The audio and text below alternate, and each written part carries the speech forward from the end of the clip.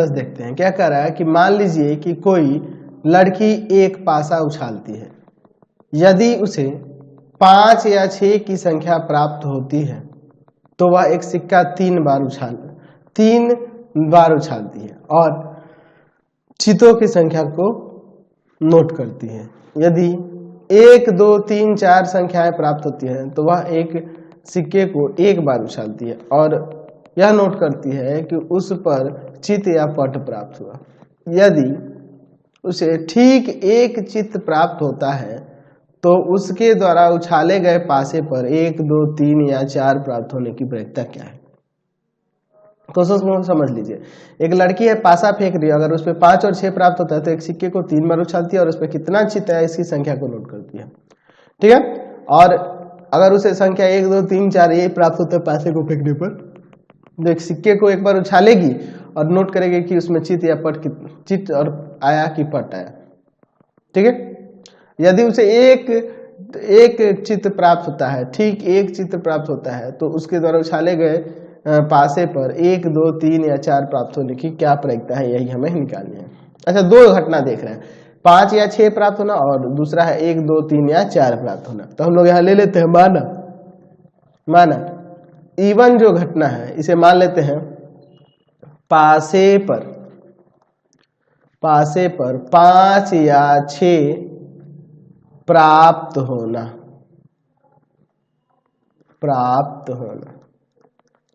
और E2 जो ले लेते हैं, E2 यह घटना मान लेते हैं पासे पर 1, 2, 3 या 4 प्राप्त होना। ठीक है, इस तरह से हम लोग मान लेते हैं। अच्छा, ए जो घटना है हम लोग यहाँ पर घटना ए को भी मान लेते हैं। क्या मान लेते हैं घटना ए को? तो सिक्के को उछाला जा रहा है ना, तो सिक्के को उछालने पर एक ठीक चित्त प्राप्त होना, इसी को ना मानना है। तो ए जो घटना है ठीक 1 चित्त प्राप्त होना।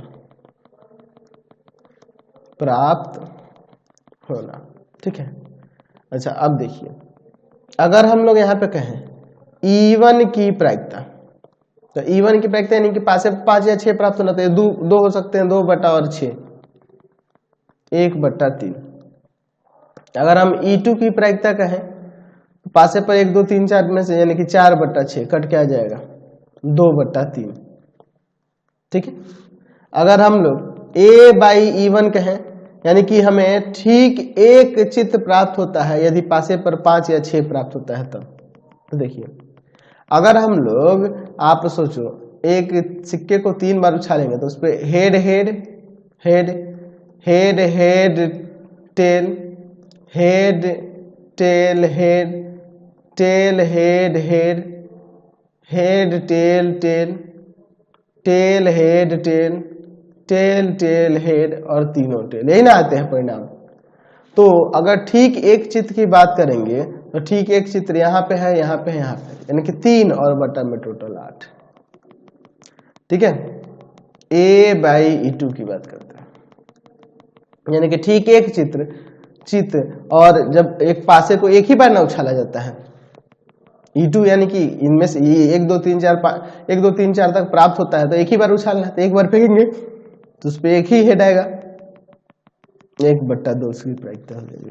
ठीक है, अब इसके बाद देखिए, हमें प्रायिकता क्या निकालनी है कि ठीक 1 चित्त प्राप्त होना यदि उछाले गए पासे पर 1, 2, 3, 4 प्राप्त होता है तब। ठीक है, तो यहाँ पर लिखेंगे हमें प्रायिकता निकालनी है ठीक 1 चित्त प्राप्त होता है तो उसके द्वारा